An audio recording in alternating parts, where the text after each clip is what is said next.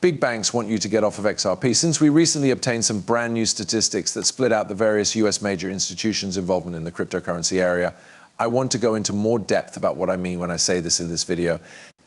When you take into account the sheer volume of adoptions that are taking place in the background to start this video, the numbers I am about to reveal will shock you all. Charles Hoskinson said something earlier today that I wanted to bring up briefly. According to him, the largest cryptocurrency bull market ever would occur in 2025. Because it was one of the things that kind of beat everyone to the S. I thought this to be incredibly interesting. I was one of many who thought that 2024 and 2025 would be the most promising years for cryptocurrencies to date. The idea of diminishing returns, which maintained that every bull market grew longer and less exponential, made this viewpoint unpopular at the time, and basically predicted that the volatility of the Bitcoin asset class would decline with time.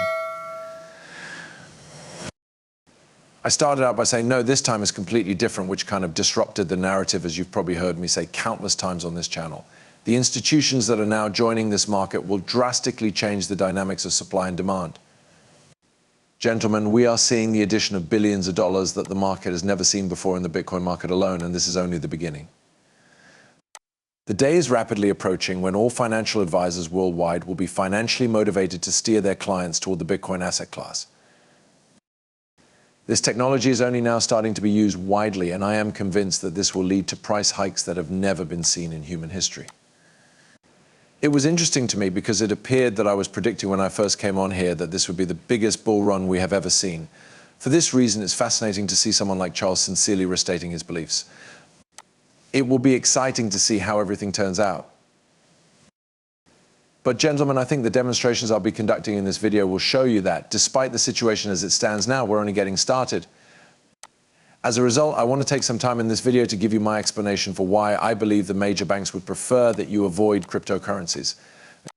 After all, if I told you that Goldman Sachs, JP Morgan, and Vanguard were all heavily investing in cryptocurrencies and blockchain technology, you wouldn't trust me, would you? JP Morgan has worked hard in recent years to spread the false narrative that cryptocurrencies are nothing more than massive nothingness. Burgers that are off limits to touching. Considering these details, Vanguard has demonstrated that it is a sincere opponent of consumer access to the Bitcoin ETF. The fact that these institutions are actually investing a sizable amount of Bitcoin would probably surprise people. Click the chart to see it in more detail. I am aware that it is challenging for you to see this chart's actual content. Conversely, the world's top 25 financial institutions are positioned on the left. And at the top, there are many different areas for their adoption of digital assets, such as usage, investment, and custody. As this graphic shows, a sizable percentage of the top 25 institutions are currently investing a sizable amount in digital assets. Now, when they show up on CNBC, they're actually telling you the exact opposite of what the news is telling you and what they tell you. It begs the question of why these institutions are investing so aggressively in this asset class and saying one thing to you. In truth, retail has never defeated institutions before in history. Institutions typically use accredited investor rounds and private seed rounds to invest in emerging technologies. You really can't argue they're hiding anything from you because you can engage in it in any way. All they're doing is preventing you from making the investment. But cryptocurrency is another story entirely. For the first time in history, we overcame the institutions here. We are making investments in the networks that the institutions now acknowledge are critical to the long-term viability of our financial system. It implies that they are unable to talk about it. I want to avoid making too much of it. Actually, as they increase their infrastructure investments, they want to do all in their power to keep you out. But even just glancing at this number ought to convey to you how much money these organizations are contributing to this industry. These are the top 25 largest financial institutions in the world. These men are the big boys of the big boys of the big boys. These are the persons who designed the system. These men are the organization's leaders. This set of 25 banks is not coincidental. These are the main players in the financial industry. I cannot stress how crucial this is enough. Is that what you're taking this to mean? You do better there than they do. They are heavily investing in this asset class and scrambling to get things organized before it's too late.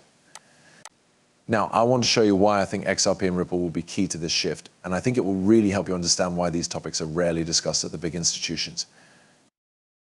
Very little is covered by CNBC and the mainstream media, but I simply want to get straight to the point.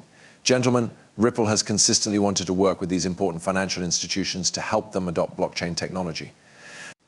I take it that Ripple has known from the start that this is the time we're in. These white boxes were certain to become green eventually. They always knew these enterprises would need help keeping their records up to date. Moreover, it illustrates how far ahead of the curve Ripple has always been.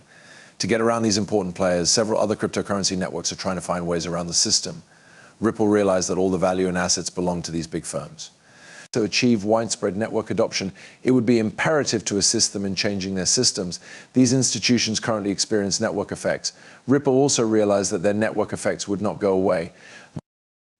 All they have to do is keep up their current clientele and assets by covering them with cutting-edge technology and installing new tracks. This was a very, very smart move. And as I'm going to show you, XRP and Ripple are the driving forces behind all of this acceptance and development happening behind the scenes. The document you are currently viewing is an internal report that explains how the public cryptocurrency market is being affected by these banks' adoption. And look at this one over here. When it comes to Ripple adoption, larger organizations and central banks are more interested than those of other cryptocurrencies. They would like you not to know about it. They do not want you to invest in this asset because they are now solidifying their position in it. I want to show you one last thing that I discovered earlier today before I end this video. And it was Product Ripple's vice president who made this statement. He is the author of this article, Crypto Comes of Age and Banks Are Joining the Party. Many people had long maintained that banks would never accept cryptocurrency transactions. The participation of banks in XRP appeared inevitable. However, as of now, we are aware that the banks were only telling that lie. These are working with Ripple in the background. You are unable to learn about how Ripple is helping these organizations utilize digital assets.